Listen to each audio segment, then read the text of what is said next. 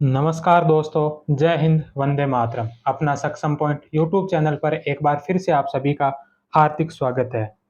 First grade history subject के test series solution में आज 35 नंबर वीडियो, जिसमें हम राजस्थान हिस्ट्री के बारे में पढ़ रहे थे। तो राजस्थान हिस्ट्री की इससे पहले 2 क्लासें हो चुकी है। आज राजस्थान हिस्ट्री की तीसरी क्लास है, जिसके अंदर हम पढ़ेंगे राजपूत प्रतिरोध, जिसमें पृथ्वीराज तृतीय, रणथंभौर के हमीर, रावल रतन सिंह, कान्हर देव, महाराणा सांगा, मालदेव, रावचंद्र सेन और महाराणा प्रताप।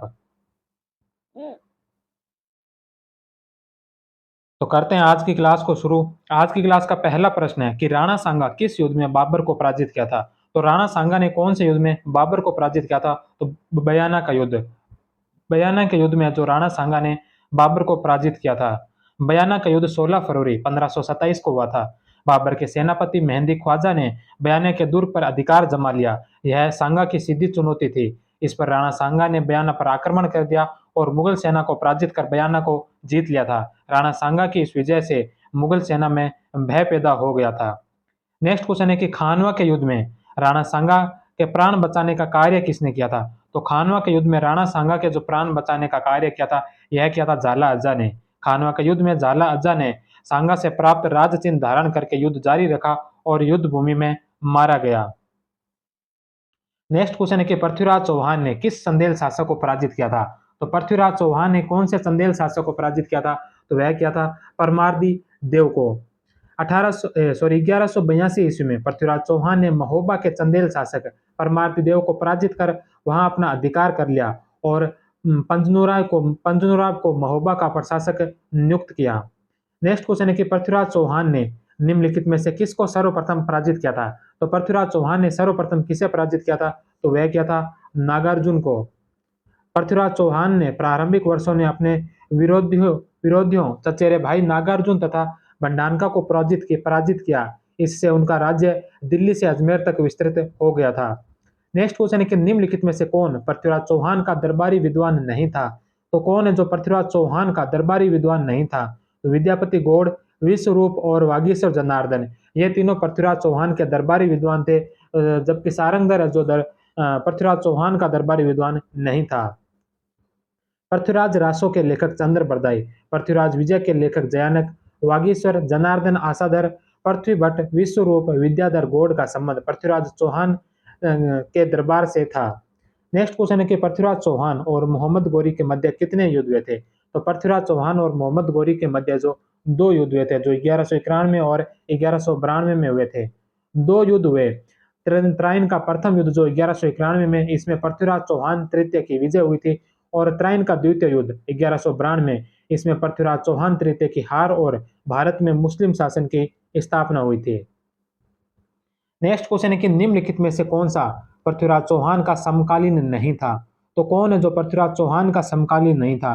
तो मोहम्मद गौरी, भीमदेव द्वितीय और जयचंद, ये तीनों है जो पृथ्वीराज चौहान के समकालीन थे, लेकिन इल्तुतमिश है जो पृथ्वीराज चौहान के बाद में भारत पर शासन किया था।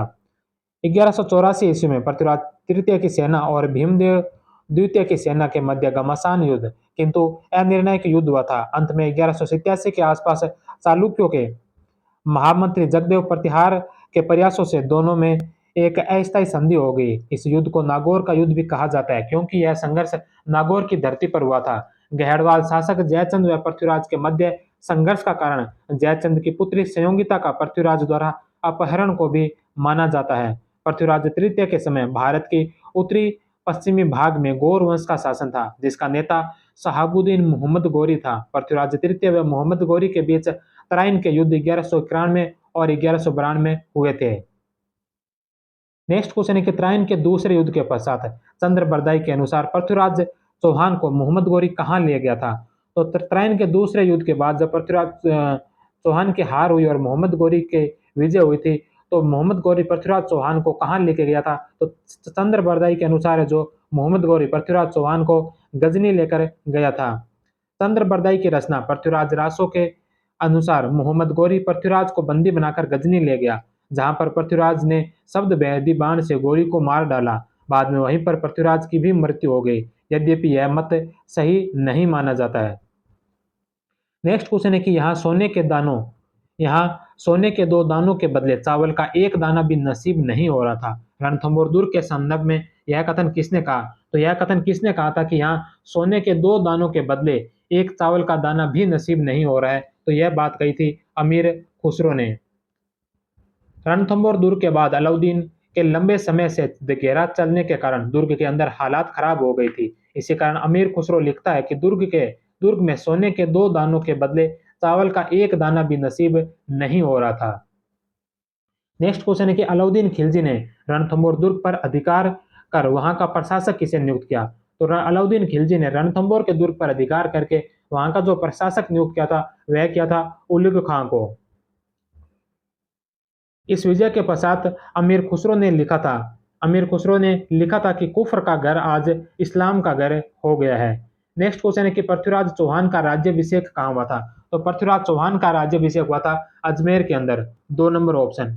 पृथ्वीराज चौहान ने प्रारंभिक समय में अपनी माता कर्पूरी देवी के संरक्षण में शासन किया। 1191 में इन्होंने तराइन के प्रथम युद्ध में मोहम्मद गोरी को पराजित किया। वहीं अगले ही वर्ष मोहम्मद गोरी के हाथों पराजित हुए। नेक्स्ट क्वेश्चन है दल पुंगल निम्नलिखित में से किसकी उपाधि थी? तो दल पुंगल जो उपाधि है यह पृथ्वीराज चौहान की उपाधि थी। 4 बांस 24 गज अंगुल अष्ट प्रमाण ता ऊपर सुल्तान है मत चूको चौहान। 4 बांस 24 गज अंगुल अष्ट प्रमाण ता ऊपर सुल्तान है मत चूको चौहान। राय पिथौरा और दल पुंगल की उपाधि से विभूषित पृथ्वीराज चौहान का जन्म 1166 ईस्वी में गुजरात के अनहिलवाड़ा में हुआ था। इनके पिता का नाम सोमेश्वर तथा माता का नाम कपूरी देवी था। इनकी पत्नी संयोगिता थी जो कन्नौज के घेड़वाल वंश के शासक जयचंद्र की पुत्री थी। इसका पुत्र गोविंदराज था जिसे बाद में कुतुबुद्दीन ऐबक ने रणथंभौर प्रदान किया था। दरबारी विद्वान जयानक था जिसे पृथ्वीराज विजय नामक ग्रंथ लिखा और चंद्र बरदाई ने पृथ्वीराज रासो नामक ग्रंथ की रचना की थी। इसने 1177 में नागार्जुन के विद्रोह का दमन किया तथा 1182 में बंडानक जाति के विद्रोह का दमन किया। 1182 में महोबा के चंदेल शासक परमार्दी देव को तुमुल युद्ध में पराजित किया था। इसमें परमार्दी देव के 2 सेनानायक आह्ला ओल और उदल मारे गए थे। इसने 1187 में चालुक्य शासक भीमदेव के साथ भी संघर्ष किया। संघर्ष का कारण आबू की राजकुमारी इच्छिनी थी जिसके साथ यह दोनों शासक शादी करना चाहते थे। कन्नौज के घेड़वाल वंश के शासक जयचंद को भी इन्होंने अपना शत्रु बना लिया क्योंकि इन्होंने जयचंद की पुत्री संयोगिता के साथ गंधर्व विवाह किया था। 1191 के तराइन के प्रथम युद्ध में इन्होंने मोहम्मद गोरी को पराजित किया, लेकिन अगले ही वर्ष तराइन के द्वितीय युद्ध में मोहम्मद गोरी के हाथों पराजित हुए और इसी के साथ भारत में मुस्लिम साम्राज्य की स्थापना हुई थी। नेक्स्ट क्वेश्चन है तराइन का प्रथम युद्ध कब लड़ा गया? तो तराइन का प्रथम युद्ध जो 1191 में लड़ा गया था। तराइन के प्रथम युद्ध में पृथ्वीराज चौहान ने मोहम्मद गोरी को पराजित किया। इस युद्ध में पृथ्वीराज का सेनापति चामुंड राय था। दिल्ली के गोविंदराज तोमर ने मोहम्मद गोरी को घायल कर दिया था। नेक्स्ट क्वेश्चन है कि कुफर का गढ़ इस्लाम का घर हो गया। कुफर का गढ़ इस्लाम का घर हो गया। रणथंभौर विजय के पश्चात यह कथन निम्नलिखित में से किसके द्वारा कहे गए थे? तो यह कथन कहे थे अमीर खुसरो ने। कुफर का घर इस्लाम का घर हो गया। यह कथन अमीर खुसरो ने अलाउद्दीन खिलजी द्वारा रणथंभौर जीतने के पश्चात कहे थे। अमीर खुसरो ने अपनी पुस्तक खजाइन उल फतूह में इस युद्ध का प्रत्यक्ष रूप से वर्णन किया है। उस समय रणथंभौर का शासक हमीर था जो रणमल और अतिपाल के विश्वासघात के कारण अलाउद्दीन के हाथों पराजित हुआ और अलाउद्दीन खिलजी जो पहले रणथंभौर के प्रवेश द्वार जाहिन को ही जीत पाया था अब समस्त दुर्ग पर अधिकार कर लिया। नौलखा दरवाजा रणथंभौर का प्रवेश द्वार है। आज कुफर का घर है जो आज कुफर का दरवाजा टूट गया। यह कथन औरंगजेब ने 1778 में जामरूद में जसवंत सिंह प्रथम की मृत्यु के पश्चात कहे थे। मारवाड़ का शासक जसवंत सिंह मुगल उत्तराधिकारी युद्ध में लड़े गए धर्मत के युद्ध में दारा शिकोह सेना का नेतृत्व किया था, लेकिन युद्ध में पराजित हो गया और बाद में 5 जनवरी 1659 को खुजुआ के युद्ध में सुजा के साथ मिलकर औरंगजेब के शिविर को लूटने की योजना बनाई थी, लेकिन यह असफल हो गई थी। नेक्स्ट क्वेश्चन है कि राजस्थान की कौन सी रियासत पर अलाउद्दीन खिलजी ने सबसे अंत में आक्रमण किया था? तो राजस्थान की कौन सी रियासत है जिस पर अलाउद्दीन खिलजी ने सबसे अंत में आक्रमण किया था? तो वह किया था जालोर पर। 2 नंबर ऑप्शन। अलाउद्दीन खिलजी ने सर्वप्रथम 1301 में रणथंभौर पर अभियान किया, जिसमें इसका सेनापति नुसरत खान मारा गया था और रनमल तथा रत्तीपाल के विश्वासघात के कारण अलाउद्दीन ने हमीर को मारकर रणथंभौर दुर्ग पर अधिकार कर लिया था। 1303 में चित्तौड़ के शासक रतन सिंह को पराजित कर अपने पुत्र खिज्र खां को यहाँ का शासक घोषित कर चित्तौड़गढ़ दुर्ग का नाम खिजराबाद कर दिया था। 1308 में सिवाना के शासक सातल देव को पराजित कर और सिवाने के दुर्ग का नाम बदलकर खेराबाद किया। 1311 में जालोर के शासक कान्हड़ देव को पराजित किया था और इसी समय जालोर दुर्ग का जो नाम है यह जलालाबाद रखा था। नेक्स्ट क्वेश्चन है कि कहानर देव प्रबंध नामक काव्य के लेखक कौन था? तो कहानर देव प्रबंध जो काव्य लिखा गया था यह लिखा गया था पद्म नाम के द्वारा। कहानर देव प्रबंध में अलाउद्दीन खिलजी के जालोर अभियान का वर्णन किया गया है। अलाउद्दीन खिलजी के जालोर अभियान के समय निम्नलिखित में से किसके द्वारा कान्हड़ देव के साथ विश्वासघात किया गया? तो दहिया बीका। अलाउद्दीन खिलजी ने जालोर पर आक्रमण किया। उस समय यहाँ का शासक कान्हड़ देव था। दहिया सरकार बीका के विश्वासघात के कारण अलाउद्दीन खिलजी ने जालोर दुर्ग पर अधिकार कर लिया तथा जालोर का नाम बदलकर जलालाबाद कर दिया था। यहाँ इस तथ्य का उल्लेख करना प्रासंगिक होगा कि इल्तुतमिश के जालोर आक्रमण के समय यहाँ का शासक उदय सिंह था। नेक्स्ट क्वेश्चन है कि मेवाड़ के शासक राणा सांगा की मृत्यु के पश्चात मेवाड़ का अगला शासक कौन बना था? तो मेवाड़ में राणा सांगा की मृत्यु के बाद जो अगला शासक बना था वह था रतन सिंह।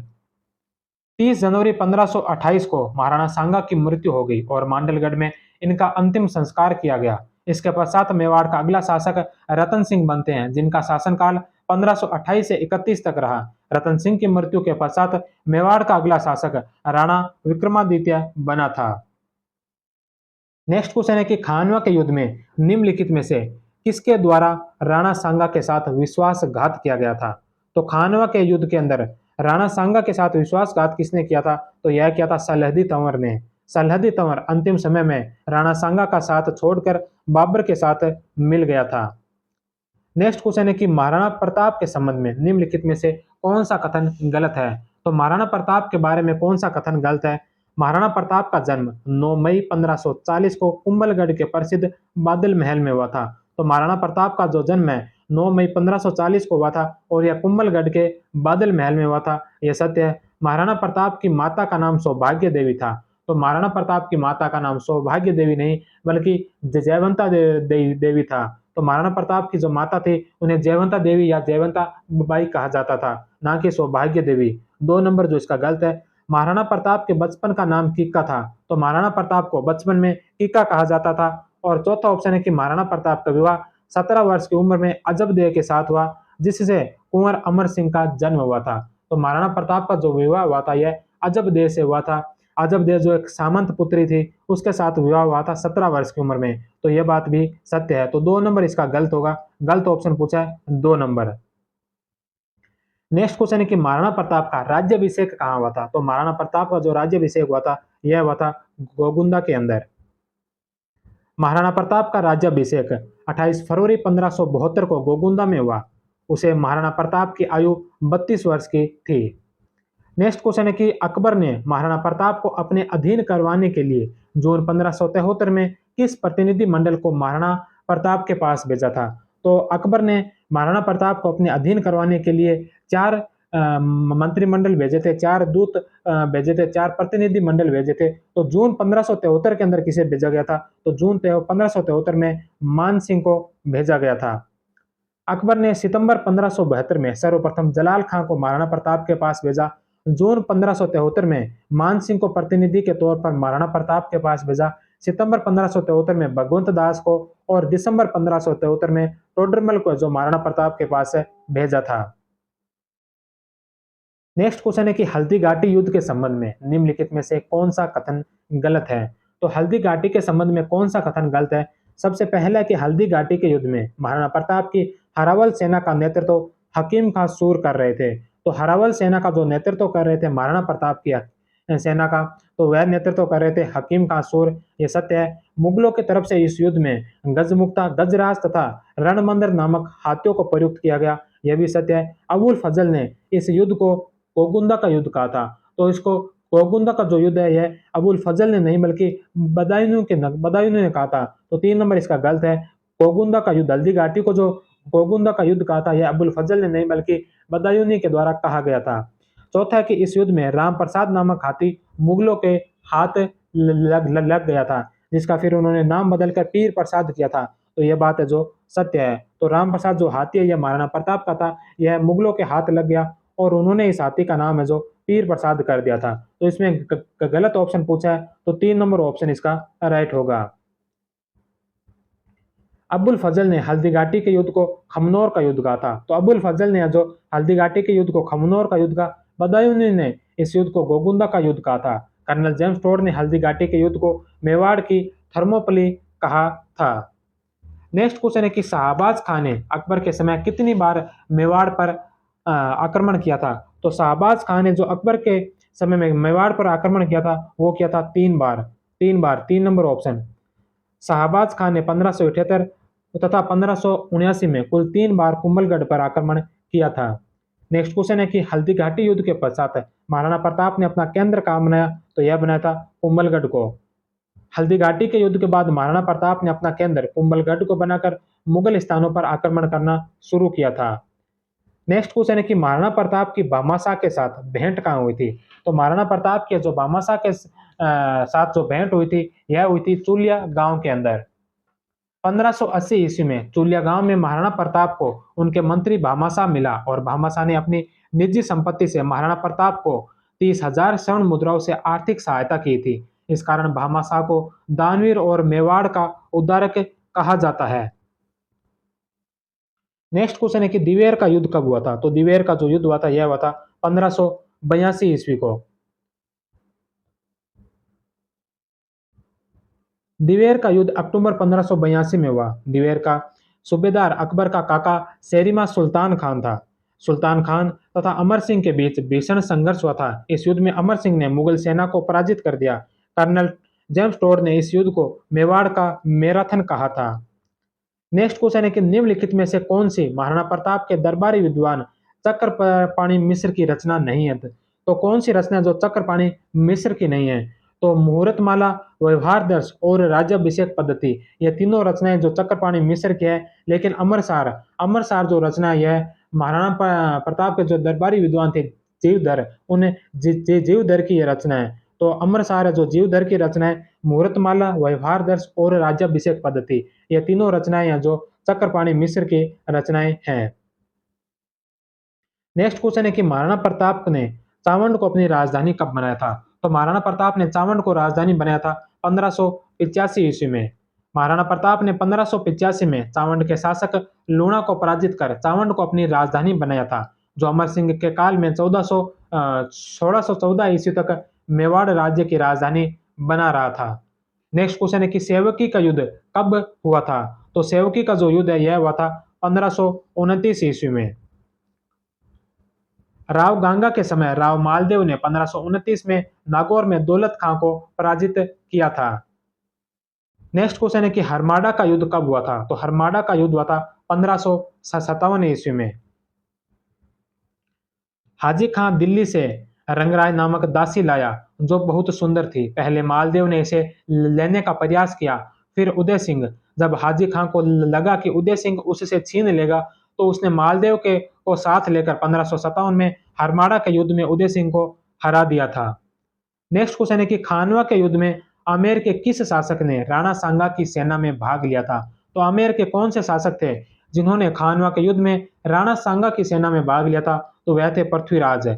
17 मार्च 1527 को खानवा के मैदान में राणा सांगा व मुगल सम्राट जहीरुद्दीन मोहम्मद बाबर की सेना के मध्य भीषण युद्ध हुआ। खानवा का मैदान आधुनिक भरतपुर जिले की रूपवास तहसील में है। खानवा के युद्ध में राणा सांगा ने अफगान सुल्तान महमूद लोदी, मेव शासक हसन खां मेवाती, मारवाड़ के राव गंगा का पुत्र मालदेव, बीकानेर के राव जैत सिंह का पुत्र राव कल्याणमल, आमेर का शासक पृथ्वीराज, इड्र का शासक भारमल, मेड़ता का शासक रायमल राठौड़, रायसीन का सलहदी तंवर। अंतिम समय पर समर्थन इसने वापस लिया था। चंदेरी का मेदिनी राय, नागौर का खानजादा, सिरोही का अखिराज वागड़ यानी डूंगरपुर का रावल उदय सिंह, सलूम्बर का रावल रतन सिंह, वीरमदेव मेड़तिया, देवलिया का रावत बाग सिंह, नर्मद हाड़ा वीर सिंह देव, गोकुलदास परमार, झाला अज्जा आदि सम्मिलित हुए थे। राव सांगा ने खानवा के युद्ध से पहले सपाती परनेस की राजपूत परंपरा को पुनर्जीवित करके राजस्थान के प्रत्येक सरदार को अपनी ओर से युद्ध में शामिल होने का निमंत्रण दिया था। सांगा अंतिम हिंदू राजा थे जिनके सेनापतित्व में सब राजपूत जातियां विदेशियों को भारत से निकालने के लिए सम्मिलित हुई थी। नेक्स्ट क्वेश्चन है कि निम्नलिखित में से किस शासक ने मालदेव को बसंत राय हाथी पर 4 लाख फिरोज दिए थे? तो कौन से शासक ने मालदेव को बसंत राय हाथी पर 4 लाख फिरोजे दिए थे? तो यह दिए थे उदय सिंह ने। 2 नंबर ऑप्शन। 1540 ईस्वी में जब मेवाड़ के शासक उदय सिंह ने अपने भाई के हत्यारे बनवीर पर आक्रमण किया तो मालदेव ने उसकी मदद की थी। इस सहायता के बदले उदय सिंह ने मालदेव को बसंत राय नामक हाथी पर 4 लाख फिरोजे दिए थे। नेक्स्ट क्वेश्चन है कि मालदेव का राज्याभिषेक कहाँ हुआ था? तो मालदेव का जो राज्याभिषेक हुआ था यह हुआ था सोजत के अंदर। राव मालदेव 1532 ईस्वी में जोधपुर का शासक बना। उनका राज्याभिषेक सोजत पाली में हुआ था। नेक्स्ट क्वेश्चन है कि मालदेव की पत्नी उमादेव की छत्री कहाँ पर है? तो मालदेव की पत्नी उमादेव की जो छत्री है यह है तारागढ़ के अंदर। 1536 ईस्वी में मालदेव की जैसलमेर के राव लूणकरण की पुत्री उमादेव के साथ शादी हुई, जो इतिहास में रूठी रानी के नाम से प्रसिद्ध हुई थी। उमादेव मालदेव से रूठकर तारागढ़ चली गई। जब शेरशाह का आक्रमण हुआ तो उसे जोधपुर लाने हेतु ईश्वरदास को भेजा गया, लेकिन आशा बारठ के व्यंग्य के कारण वह तैयार नहीं हुई और वह गुंदोद चली गई। वहीं पर मालदेव की मृत्यु के होने पर वह सती हुई थी। नेक्स्ट क्वेश्चन है कि जेता और कुंपा किस शासक के प्रसिद्ध सेनापति थे? तो यह थे मालदेव के सेनापति, प्रमुख सेनापति और उनके शासक। गोरा बादल जो रतन सिंह के प्रमुख सेनापति थे, आल्हा उदल जो परमार्दी देव के थे, जयमल और फतेह जो उदय सिंह के थे, धन्ना और भिवा जो सेनापति है यह मानसिंह मारवाड़ के थे, जेता और कुंपा मालदेव के थे और रणमल और रतिपाल जो हमीर देव चौहान के प्रमुख सेनापति थे।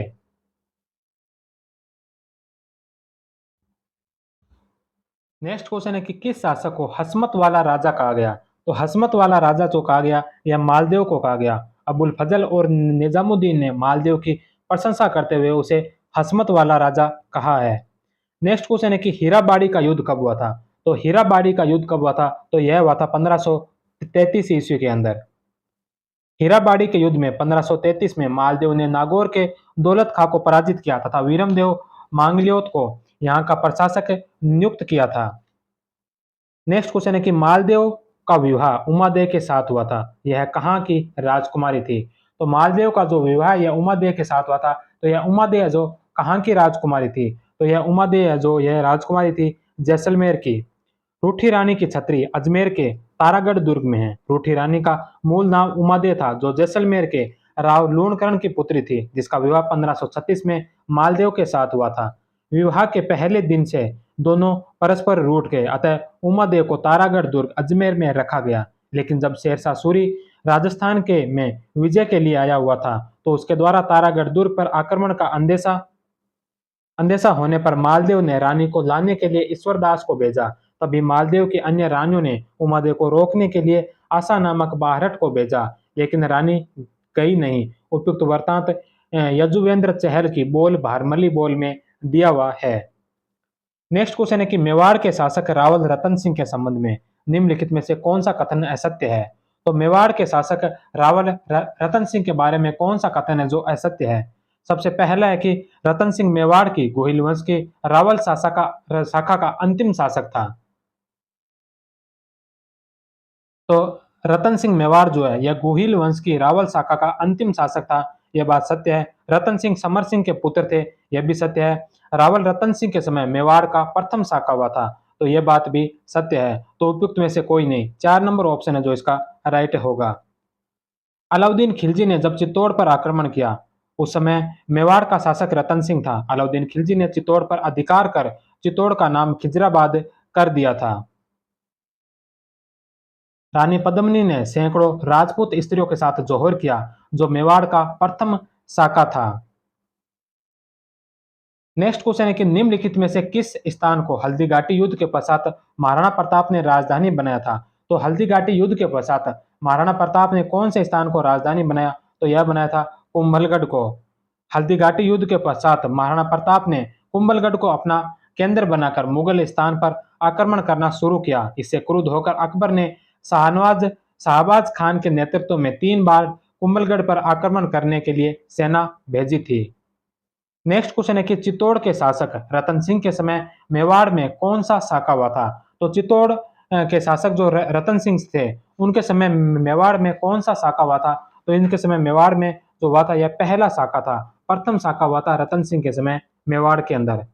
प्रथम शाका जो 1303 में 3 ईस्वी में अलाउद्दीन खिलजी के आक्रमण के समय रावल रतन सिंह व उसके 2 सेनापतियों गोरा और बादल के नेतृत्व में राजपूतों ने केसरिया किया। रानी पद्मिनी के नेतृत्व में महिलाओं ने जौहर किया। विजय के बाद अलाउद्दीन खिलजी ने इस दुर्ग का नाम बदलकर खिजराबाद किया था। दूसरा शाका जो 1535 ईस्वी में गुजरात के बहादुर शाह के आक्रमण के समय रावत बाग सिंह व सज्जा सिंह के नेतृत्व में राजपूत वीर गति को प्राप्त हुए तथा रानी कर्मावती के नेतृत्व में महिलाओं ने जौहर किया था। तीसरा शाका जो 1568 ईस्वी में महाराणा उदय सिंह के काल में मुगल शासक अकबर के आक्रमण के समय कल्लाजी जयमल व फतेह के नेतृत्व में राजपूतों ने वीर गति पाई तथा फूल कंवर जो फतेह की पत्नी थी के नेतृत्व में महिलाओं ने जौहर किया था। नेक्स्ट क्वेश्चन है कि किस शिलालेख से पता चलता है कि अकबर खिलजी ने चित्तौड़ का नाम बदलकर खिजराबाद रखा था? तो अलाउद्दीन खिलजी ने जो चित्तौड़ का नाम खिजराबाद रखा था, यह कौन से शिलालेख से इसकी जानकारी मिलती है? तो इसकी जानकारी मिलती है दाइबी पीर का शिलालेख। दाइबी पीर के शिलालेख से उल्लेख मिलता है कि अलाउद्दीन खिलजी ने चित्तौड़ के दुर्ग का नाम बदलकर खिजराबाद कर दिया था। नेक्स्ट क्वेश्चन है कि 1572 में चंद्रसेन के द्वारा विद्रोही होने पर उसके दमन हेतु अकबर के द्वारा किसको भेजा गया था? तो बीकानेर के शासक राय सिंह को भेजा गया था। 1572 ईस्वी से 1574 ईस्वी के बीच अकबर ने जोधपुर का प्रशासन कल्याणमल के पुत्र राय सिंह को सौंपा था। नेक्स्ट क्वेश्चन है कि चंद्रसेन की तुलना महाराणा प्रताप से किसने की थी? तो चंद्रसेन की तुलना महाराणा प्रताप से किसने की थी? चंद्रसेन को मारवाड़ का प्रताप किसने बताया था? तो यह बताया था विश्वनाथ रेऊ ने। राव चंद्रसेन अकबर के समय राजस्थान का पहला स्वतंत्र प्रकृति का शासक था। इतिहास में समुचित महत्व नहीं मिलने के कारण चंद्रसेन को मारवाड़ का भूला बिसरा नायक भी कहा जाता है। राव चंद्रसेन से के संबंध में निम्नलिखित में से कौन सा कथन गलत है? तो राव चंद्रसेन से संबंधित है जो कौन सा कथन इसमें से गलत है? सबसे पहला है कि राव चंद्रसेन की मृत्यु पाली में स्थित सारण के पर्वतों में सच्याप नामक स्थान पर 11 जनवरी 1581 को हुई थी। तो यह बात जो बिल्कुल सही है। दूसरा ऑप्शन है राव चंद्रसेन 1570 में अकबर के नागौर दरबार में उपस्थित नहीं हुए थे।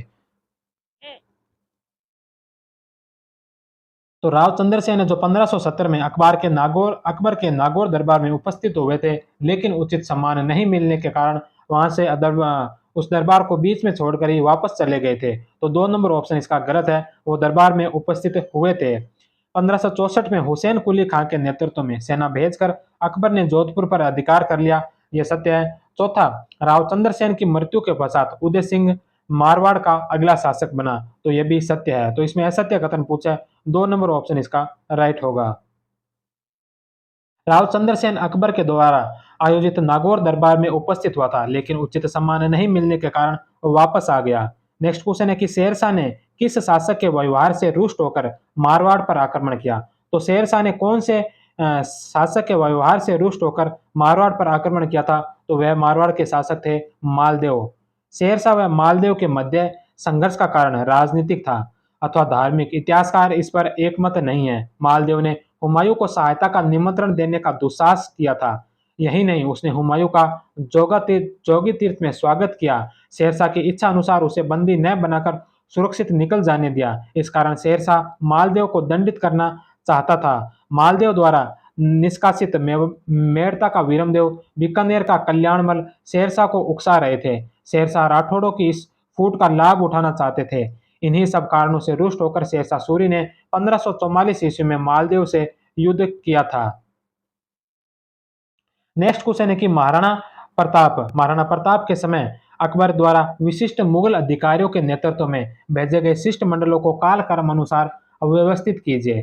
तो इसमें जो सबसे पहले जो भेजे गए थे, सबसे पहला जो शिष्टमंडल भेजा गया था, यह भेजा गया था जलाल खां के नेतृत्व में, जो 1572 में भेजा था। जलाल खां के बाद मान सिंह के नेतृत्व में, फिर भगवत दास के नेतृत्व में, और सबसे अंत में टोडरमल के नेतृत्व में जो शिष्टमंडल भेजा गया था। तो जलाल खां, फिर मान सिंह, फिर भगवत दास और टोडरमल, 4, 3, 1 और 2, 3 नंबर ऑप्शन इसका राइट होगा। अकबर ने गुजरात विजय के बाद अकबर ने गुजरात विजय के बाद राणा प्रताप को अपने अधीन करने के लिए जलाल खां, मान सिंह, भगवत दास, टोडरमल को भेजा, लेकिन यह राणा प्रताप को अकबर के अधीन करने में असफल रहे थे। नेक्स्ट क्वेश्चन है कि हल्दी घाटी का युद्ध कब हुआ था? तो हल्दी घाटी का जो युद्ध है, यह वो युद्ध हुआ था 1576 ईस्वी में। हल्दी घाटी का युद्ध 18 जून 1576 को डॉक्टर एल श्रीवास्तव व अधिकांश इतिहासकारों के अनुसार, वहीं डॉक्टर गोपीनाथ शर्मा के अनुसार हल्दी घाटी का जो युद्ध हुआ था, यह हुआ था 21 जून 1576 को।